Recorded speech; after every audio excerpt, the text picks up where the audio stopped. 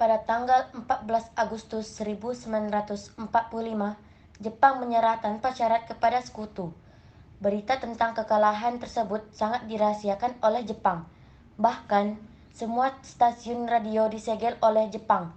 Tapi ternyata siaran tersebut tertangkap di Indonesia dan Sultan Syarif mendengarnya.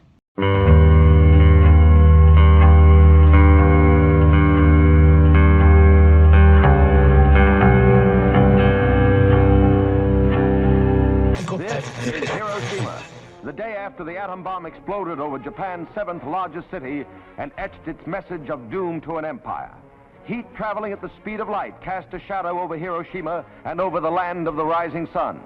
These films, taken by the Japs and confiscated after the armistice, tell a dramatic story of destruction and terror that followed in the wake of the first.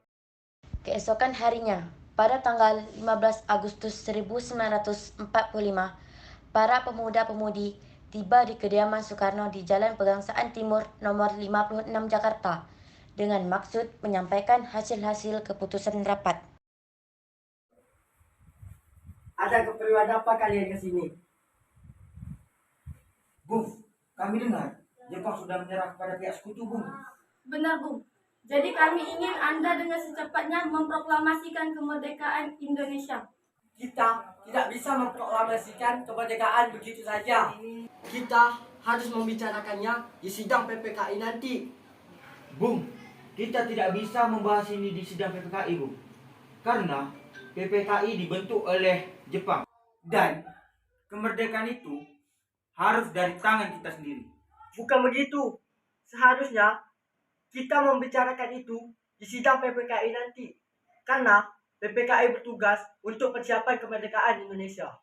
Kita bisa memproklamirkan kemerdekaan kita sendiri. Kenapa harus menunggu janji dari Jepang?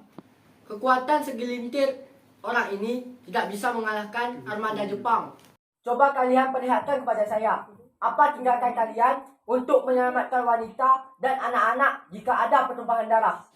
Bung, semakin cepat kita memproklamasikan kemerdekaan ini, maka semakin cepat kita untuk mengakhiri penderitaan ini. Baiklah, beri saya waktu untuk berunding dengan golongan tua. Karena masing-masing mempertahankan pendapatnya, pemuda-pemudi tersebut berpamitan kepada Bung Karno dengan wajah kesal. Kemudian, Soekarno meminta para golongan tua untuk datang ke kediamannya dan membicarakan permasalahan tersebut. Bagaimana ini, Bung? Para pemuda menuntut untuk memproklamasikan kemerdekaan. Tetapi, kita tidak boleh gegabah. Kita harus mempersiapkannya dengan matang. Menurut saya, yang terpenting sekarang adalah menghadapi sekutu yang hendak kembali berkuasa di negeri ini. Selain itu, masalah kemerdekaan yang akan dilaksanakan dalam sidang PPKI nanti tanggal 18 Agustus mendatang. Bagaimana, Bung? Ya, lagi pula mereka masih muda. Cara berpikir mereka masih pendek. Kita harus melihat ke masa depan agar kita mempersiapkannya dengan matang. Jika tidak, bagaimana nanti jika semuanya berantakan? Baiklah, Bung, kami semua setuju. Meski berat hati dengan keputusan Soekarno, para pemuda-pemudi yang telah meninggalkan kediaman Soekarno tetap tidak putus asa. Mereka pun menyusun strategi bagaimana membijak Soekarno dan Muhammad Hatta untuk memproklamasikan kemerdekaan sesegera mungkin. Akhirnya, mereka memutuskan untuk mengasingkan kedua tokoh tersebut ke Rengas Dengklok agar terhindar dari pengaruh Jepang di Jakarta. Para pemuda pun menyetujui ide tersebut pada malam hari.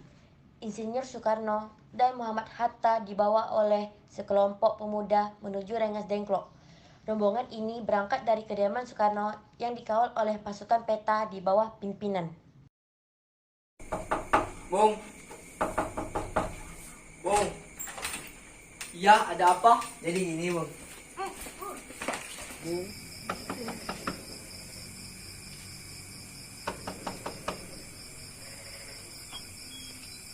Ya, ada apa?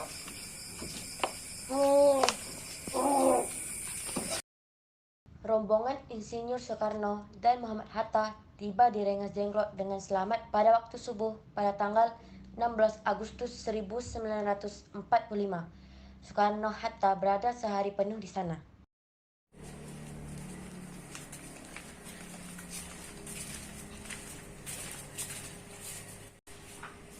Bung Karno, Bung Hatta, apa maksud tujuan kalian membawa kami berdua ke sini?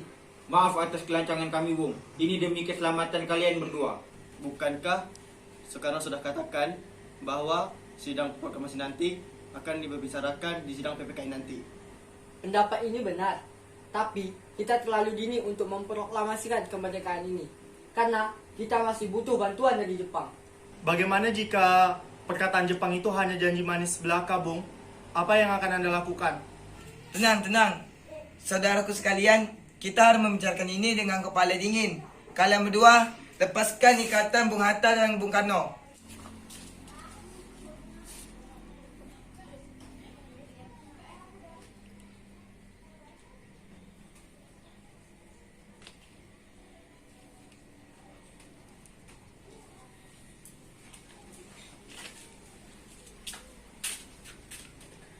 Silakan tegak, Bung.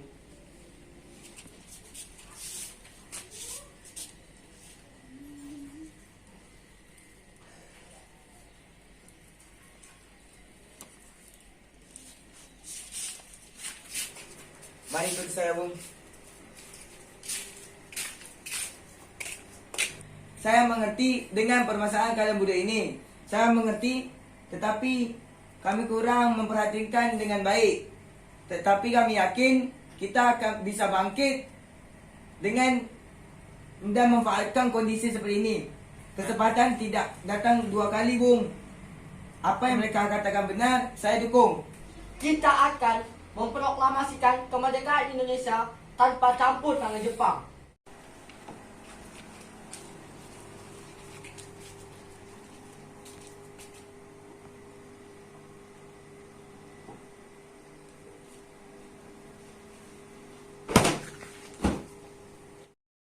Pada pukul 5:30 sore, rombongan dari Jakarta yang dikawal oleh Peta tiba di Rengas Dengklok untuk menjemput Soekarno dan Muhammad Hatta.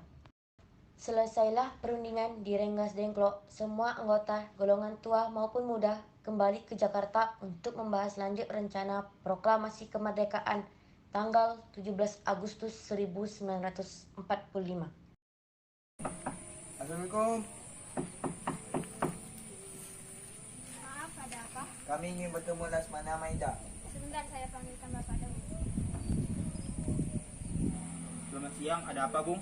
Maaf mengganggu Anda pada siang ini. Kami butuh tempat untuk proklamasi kemerdekaan untuk esok. Ya, silahkan masuk.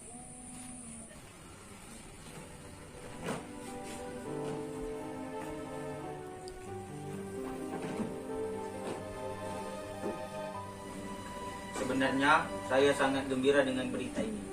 Silahkan pergunakan apa yang dibutuhkan. Baik, Bung. Ada. Ananda. Iya, Bapak. Iya, Pak. Ada apa? Ananda, tolong ambilkan kertas dan pena. Baiklah, sebentar. Terima kasih Laksamana Maida. Ya, sama-sama, Bu.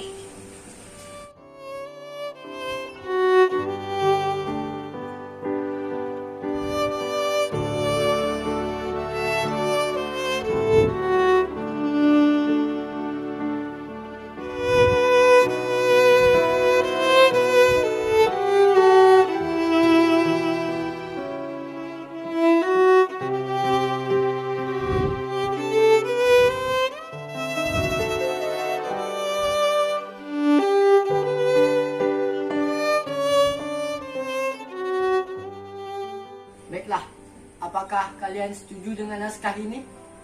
Terus, bagaimana dengan penandatangani naskah ini? Menurut saya, teks proklamasi ini jangan ditandatangani oleh anggota PPKI. Karena anggota PPKI dibentuk oleh Jepang.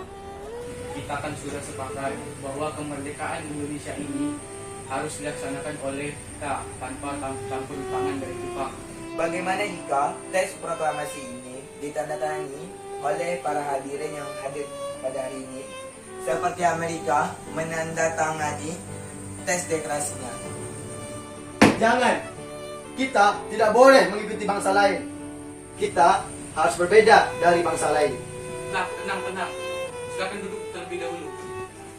Lalu bagaimana Bung Karno? Karena ini semua berkat bangsa Indonesia. Berarti teks ini harus berdasarkan atas nama bangsa Indonesia. Bagaimana hadirin? Kami setuju. Tolong Anda ketik teks proklamasi ini. Baiklah Bung, apakah Anda ada mesin pengetik di sini? Ada, ayo ikuti saya. Setelah selesai perundingan di rumah Laksamana Maida, Soekarno pulang disambut oleh istri tercinta. Alhamdulillah, semua berjalan dengan lancar. Terima kasih Ibu telah menemani saya di masa-masa yang sulit ini. Iya Pak, Alhamdulillah. Oh iya, bagaimana pelaksanaan proklamasi besok yang akan dilaksanakan? Sudah, kita akan melaksanakan upacara bendera yang diiringi lagu Indonesia Raya dari Bung Supratman. Oh iya, bukankah kita belum mempunyai bendera, lalu bagaimana? Ya ampun, bagaimana jika Ibu saja yang menjahit benderanya? Pak, Ibu tidak memiliki kain, hanya selendang merah dan putih, apakah tidak apa-apa? Tentu saja. Kalau begitu, buatlah bendera yang sederhana saja.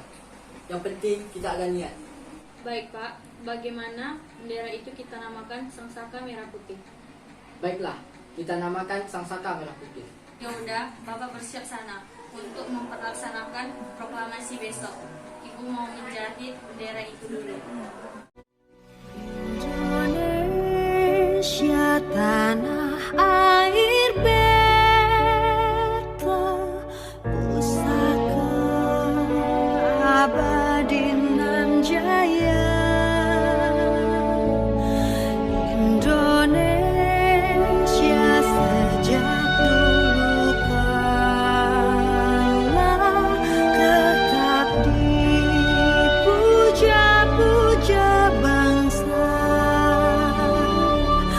Di sana tempat lahir beta,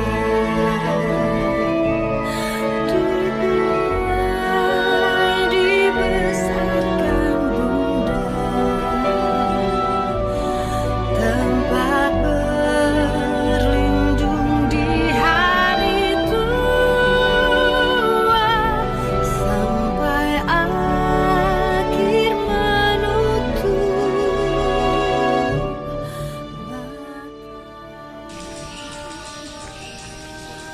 Sri Beni, tolong kau kibarkan bendera ini sebagai tanda kejayaan bangsa ini.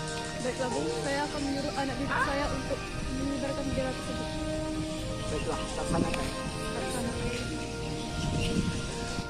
Saudara-saudara sekalian, berpuluh-puluh tahun kita bangsa Indonesia berjuang untuk kemerdekaan tanah air kita, tetapi jiwa kita tetap menuju ke arah cita-cita. Sekarang tibalah saatnya kita benar-benar mengambil nasib bangsa dan nasib tanah air kita dalam tangan kita sendiri, bahwa sekarang datanglah waktunya untuk menyatakan kemerdekaan kita. Saudara-saudara, dengan ini kami menyatakan kebulatan tekad itu. Peristiwa proklamasi tak berlangsung lama, namun peristiwa itu telah mengubah segala sendi kehidupan bangsa Indonesia. Peristiwa proklamasi kemerdekaan telah menjadi momen untuk memuncak perjuangan bangsa Indonesia. Di-kaliku permasalahan berujung pada akhir yang manis, perbedaan pendapat menyatu menjadi kekuatan yang padu bangsa yang satu, Indonesiaku. Oleh karena itu, kita sebagai generasi penerus bangsa harus berprestasi dalam rangka mengisi kemerdekaan tersebut, bukan malah menundainya. Kita harus bisa membalas budi para pejuang tanah air zaman dahulu dengan cara mempertahankan kemerdekaan. Abadi